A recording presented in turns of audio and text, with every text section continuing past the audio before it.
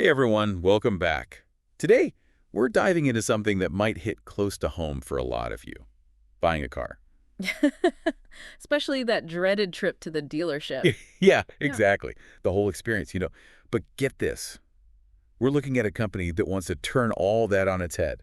Skip the showroom, skip the haggling. Yep, we're talking about Scout Motors, this new brand under the Volkswagen Group, and they're aiming to make buying a car completely different. And maybe a whole lot easier, at least that's the idea. Easier for who, though, right? Because not everyone's happy about this, to say the least. Yeah, especially dealerships. It's causing a major uproar in the industry. A major uproar is right.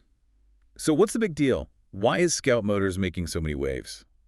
Well, they're all about electric vehicles, specifically these rugged SUVs and pickups. Think off-road adventures. But the way they want to sell them, that's what's shaking things up. Big time. They're cutting out the dealerships entirely. No middleman. Exactly. They're going straight to the consumer. So imagine this. You go online, design your Dream Scout, pick your color, your features, the whole 9 yards. And the price. Boom, right there. Transparent, no hidden fees, no need to haggle. That part sounds pretty good, I gotta say. Right. And then when your Scout's ready, you just pick it up from one of their company-owned stores. So they'll still have stores, but it's not about going in and getting worked over by a salesperson. No. Think more like a test drive center, a place to get hands-on with the tech, maybe learn about the features. More like a showroom than a dealership. Yeah, exactly. Okay, so that's Scout Motors' grand plan, disrupt the entire car buying experience. But of course, it's not that simple. Oh, not at all. There are some serious roadblocks they're facing. And the biggest one, yeah, you guessed it, dealerships. They are not happy, and they're not going down without a fight. They're digging in their heels. Especially the National Automobile Dealers Association, the NADA. They're like the big dog representing all these dealerships. Yeah. And their CEO, Mike Stanton, he didn't mince words. He basically said that this whole thing feels like rubbing salt in the wound for Volkswagen dealers. Ouch. Yeah, especially those dealers who have been wanting Volkswagen to bring more of those rugged vehicles to the U.S., the kind of vehicle Scout is making, but gas-powered, not electric. Right, so there's some history there, some tension building up. For sure, and it's all coming to a head now with Scout. And it's getting messy, especially legally. Oh, yeah, especially in California. Because California, they've got some really strong laws protecting dealerships, these franchise laws. Some of the strongest in the country. And these laws are designed to prevent manufacturers, like Volkswagen, from just going around their own dealerships and selling cars directly. Right, they're meant to protect those dealerships, make sure they're not getting undercut by the very company they represent. So the California dealers, they're crying foul, saying Scout, being a Volkswagen brand, is basically competing with them directly. And violating those franchise laws. They're saying, hey, if Volkswagen wants to sell these tough SUVs and pickups, they got to do it through us. We're the ones who've been here, we've built the relationships, we deserve to be a part of this. But Scout's firing back, saying, hold on, we're a separate entity. We're not Volkswagen, we're Scout, different company, Yeah. different rules. And that's where things get really interesting, because it raises a big question.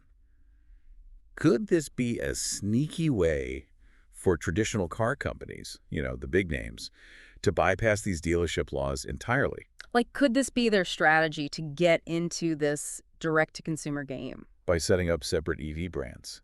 It's a really smart question, and honestly, it's something that a lot of people are watching closely because it could have huge implications for the whole industry. It's a legal battleground. Right. And whoever wins, it's going to set a precedent. It'll change the game for everyone. So yeah, there are a lot of legal hurdles for Scout to jump over. Absolutely. But even with all this going on, they seem pretty confident. Almost defiant. Yeah. Right? Like they're not backing down. They're really leaning into this whole idea of disrupting the industry, putting the power back in the hands of the consumer. Remember that quote we pulled from Scott Keogh, Scout's CEO?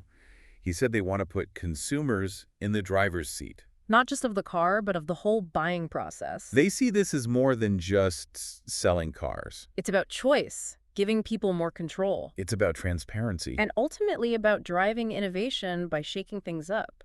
But here's the thing. Let's talk about you, the consumer, because all this, it could really change how you buy a car in the future. It's exciting, but also a little scary, right? Think about it.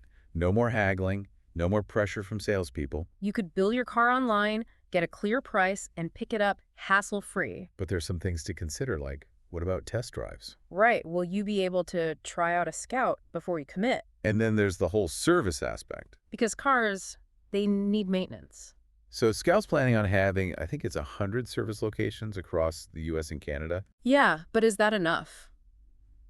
Especially if they become really popular. And will they be able to handle all the different models, all the potential issues? What's a logistical challenge? And it's worth mentioning, Tesla and Rivian, they've kind of paved the way in some states with this direct-to-consumer model. They've had their own battles, their own growing pains. But they've managed to make it work to some extent. So it shows that it is possible. Maybe this Scout situation, it's a sign of what's to come for the whole car industry. Like, will we see more and more manufacturers ditching dealerships altogether? And if that happens, what does it mean for consumers? Could it lead to lower prices if they're cutting out the middleman? Or will companies like Scout charge a premium for this new streamlined experience? It's a trade-off, right? Convenience versus cost. And then there's the question of dealerships themselves. What happens to them? Do they adapt? Do they fight back? It's a real turning point. Like, we're at this crossroads in how we buy cars. And honestly, it's fascinating to watch it all unfold. It really is. And we want to hear from you. What do you think about all this? Would you embrace this online car buying experience? Or are you more comfortable with the traditional dealership model? Let us know your thoughts in the comments below. And hey, while you're at it, if you enjoyed this deep dive, don't forget to give us a like and subscribe to the channel for more. We're always digging into interesting topics like this. So until next time, keep those wheels turning. See you.